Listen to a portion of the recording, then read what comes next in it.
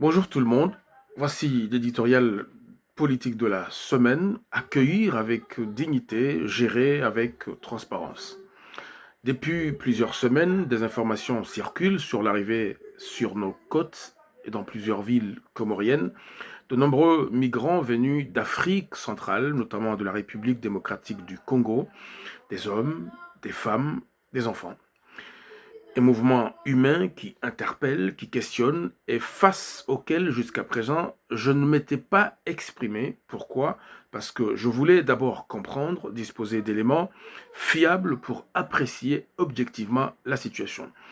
Ces arrivées massives ont pris de court la population locale. Les témoignages évoquent des embarcations qui auraient accosté dans différentes régions, souvent dans des circonstances précaires. D'après plusieurs sources, la destination initiale de ces migrants ne serait pas forcément les Comores indépendantes, mais plutôt l'île comorienne de Mayotte, aujourd'hui sous administration française. Mais aujourd'hui, ils sont bien là sur notre sol et la question se pose avec urgence, que faire? Que faire de ces hommes, de ces femmes, de ces enfants qui fuient la guerre, la misère et l'instabilité? Notre devoir d'être humain, de Comoriens, est d'accueillir nos frères et sœurs africains avec dignité. C'est tout l'honneur de notre pays, mais à quel prix? Et surtout, dans quelle transparence? Car c'est là que le bas blesse. Les autorités comoriennes, jusqu'à présent, n'ont pas communiqué clairement sur ce dossier. Aucune déclaration officielle du gouvernement, pas un mot du ministre de l'Intérieur, sauf erreur de ma part, alors que le pays tout entier s'interroge. Vont-ils rester sur le territoire? Seront-ils renvoyés vers le pays d'origine ou transférés vers Mayotte, leur destination présumée? Le silence du gouvernement ne fait qu'alimenter l'inquiétude, les rumeurs et parfois la peur. Et ce phénomène pourrait ne pas s'arrêter là, avec les tensions à Madagascar, les difficultés en Tanzanie et ailleurs dans la région. D'autres ressortissants pourraient être tentés de chercher refuge aux Comores. Nous devons donc être prudents, prévoyants et surtout organisés.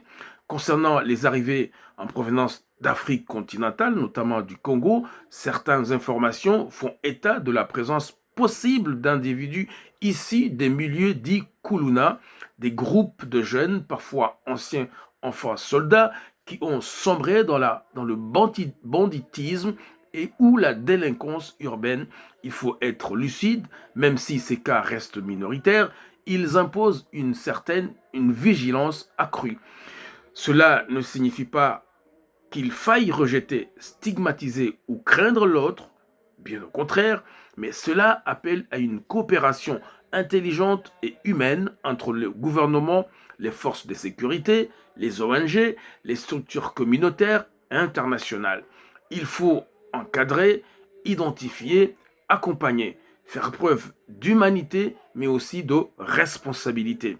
Notre pays a toujours été reconnu pour son hospitalité, et cette hospitalité doit demeurer notre fierté, naturellement, mais l'hospitalité ne signifie pas improvisation.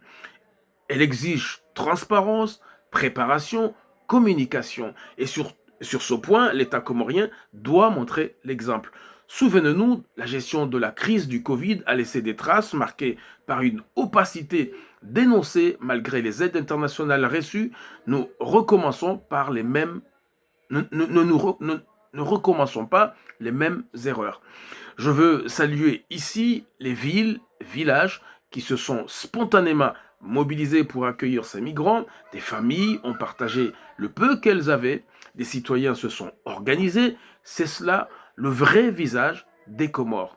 Mais l'État, lui, doit faire davantage. Naturellement, il doit informer, planifier et agir pour que cet accueil se fasse dans la dignité, la sécurité et la stabilité. Parce qu'au fond, ce n'est pas seulement une question de frontières, c'est une question d'humanité et de confiance entre le peuple comorien et ceux qui le gouvernent. Accueillir, oui, mais avec lucidité. Protéger, oui, mais dans la transparence. C'est à ce prix que notre hospitalité gardera tout son sens et tout son honneur. Je vous remercie.